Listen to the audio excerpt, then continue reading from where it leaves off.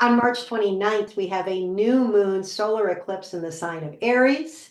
This is the last in a series of eclipses that began way back in April of 2023. I'm going to unpack this all in the video that's coming up. But first, if you could like and subscribe to my channel, if you enjoy the video, that would be great. It helps folks find me. So, what does it mean to have an eclipse? I've talked about this a few times before because we just came off of another eclipse. When eclipses happen, the sun or the moon appear to disappear from the sky. It can be a moment of kind of rebooting your life, like rebooting the computer, if you've gotten off track with the energy of life. Because eclipses call us they're kind of like karmic corrections that ask us if we've been holding on too tight in some area of our life where it's time to let go. They might ask us to let go, or they might also present new opportunities in our life and encourage us to step into maybe a scary new experience, but that's going to expand us, right? And give us the opportunity to do something new. So this set of eclipses happens along the Aries-Libra axis. You can figure out where the eclipse is for you in your chart by pulling it up. I'll put a link below where I show you how to pull up your birth chart.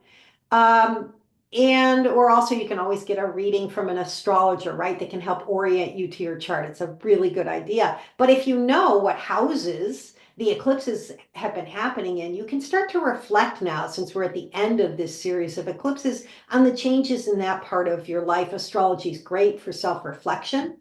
So for example, if the eclipses have been happening in the fourth house of home and family and the 10th house of career, what you're known for out in the world, then you might have had some corrections or some shifts in your life over the last 2 years around these topics or these themes. For example, you may have gotten a new job or had to let go of a job, but then found a new job that fit you better. Or you might have moved or had some big shift in your home life. Yeah, so that's one example.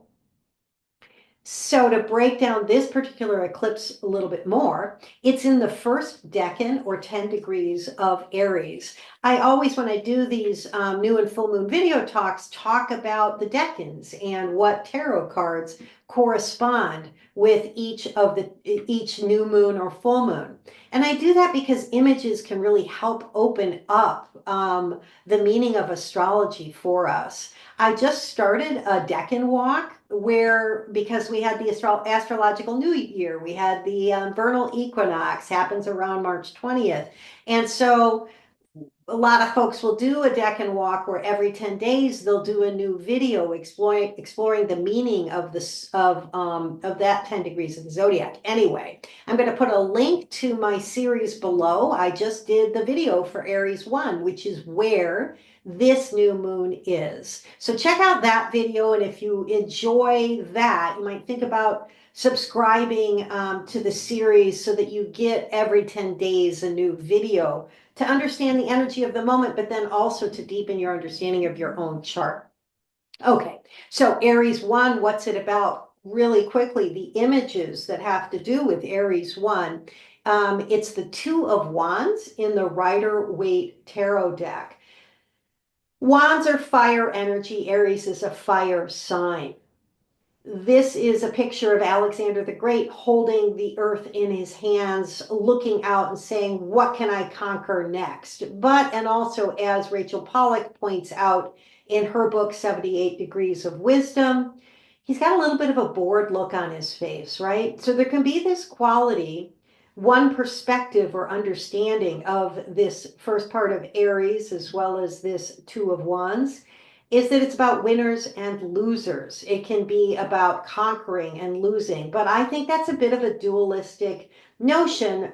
That's from the standpoint of the ego. When I say dualistic, I mean it's when we're relating to the world as if it's all about us, as if we can understand everything by using our brain and figuring it out. And so it can be the energy Aries 1 of it's the very first sign or the very first decan of the zodiac. So it's like a child being born, like that new moon energy. But when a child is born, there's also like a rush of energy. It can almost be a little bit violent, right? There's blood and guts, and it's kind of it's a serious thing to emerge into the world. So that's a little bit of the energy, right, of that first decan.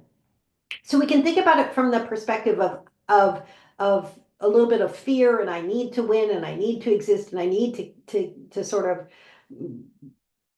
push my way into the world, right? That's kind of from our little perspective. But there's another way of looking at Aries one, which is a more from the standpoint of the self, from the wholeness of who we are beyond our embodied existence, right? And that is Rachel Pollack has a deck called the Shining Tribe Tarot, where she has re-envisioned the Rider-Waite cards, or really it's from her own perspective, to use indigenous and images as well as images from nature. So instead of having wands, she has trees here, right? And when we relate to this energy of entering the world, of asserting ourselves, we can relate to it from the standpoint not of pushing our way in, but instead of receiving the energy of existence, right? Here we have a woman opening her arms, the sun across from her. So there's this I am emerging, and her arms are sort of wide open, and I am here, right? So there can be also a quality, another way to look at the energy. If you're in a moment where it feels like there might be winners or losers, is to step back and say, okay, what's a deeper way of relating to the energy of existence? And it may be to be your authentic self, to fully center yourself, to stand in your integrity and occupy space, right? So that can be the Aries one energy as well. Think about integrity. The other piece of this new moon solar eclipse chart is there's some difficult energy in Pisces, the sign right next to Aries, where this new moon is happening. And that can be difficult when you have that much energy. We have five planets, or sorry, four planets right now that are in the sign of Pisces. And it's in the background, meaning it's averse to, does not have a direct line of sight to the new moon. This means this energy can be in the unconscious, troubling us a little bit. And so we have Saturn and the North Node and Venus and Neptune, and they're all pretty tight. They're together in Pisces. Pisces is a beautiful sign about compassion and oneness with the universe, and it has an idealistic quality because it's ruled by Jupiter, the god of expansion and optimism. But Saturn is there. Saturn is the god of restriction and limitations. When Saturn is in the sign of spirituality and compassion, there can be a little bit of harshness, or it can, that's where my Saturn is. So it can be a little bit of skepticism sometimes and a difficulty connecting to the depths, right? Because Saturn restricts. And there can also be a little fundamentalism, like from a religious standpoint, because Saturn's like, can be a strict guy, right? So we have Saturn there weighing everything down. And then on top of it, Venus is between the North Node. The North Node can bring confusion, can bring illusions, especially if you think about it from the standpoint of Vedic astrology. Rahu can mess with your head a little bit. And then on the other side of Venus, the goddess of love, even though she does really well, excuse me, in Pisces, on the other side, we've got Neptune. Neptune, again, it can be a beautiful planet, but it can be about dreams, but it can also be about illusions and fantasy. And so when we have the goddess of love between these two, we can have a feeling of wanting to fall in love. It can be very romantic, right? It can feel really good. But it also, eventually, the scales can fall from our eyes, and those illusions that the North Node and Neptune might have brought can, it can be a little painful to have to let go. And all this energy is kind of in the background. So you can see it doesn't necessarily have to be about romantic love. It can just be around how you're relating to the world, because Venus is the planet that has to do with how we relate to people in a receptive way. And so there might be just a lot of confusion in the background that we're not aware of, and in fantasy stuff, perhaps even dark fantasy stuff, if Saturn is there, that is affecting our mood and affecting how we relate to this energy of needing to have our own integrity. So just think about that a little bit. Think about how it might relate to those two houses in your chart. If you want to connect either for a reading, or I also do I just uploaded a 6-part course, Introduction to Astrology, on my website that comes with an hour of tutoring, so you get a little personal connection.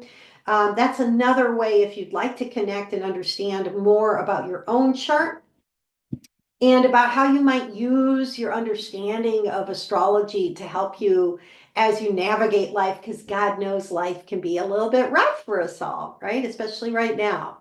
So yeah, if you enjoyed the video, I'd love it if you could like and subscribe, and think about subscribing as well to my decan series. I think it's going to be great. I'm so excited to unfold the meaning of the different 10 degrees of the chart over the next year for y'all. So have a great day.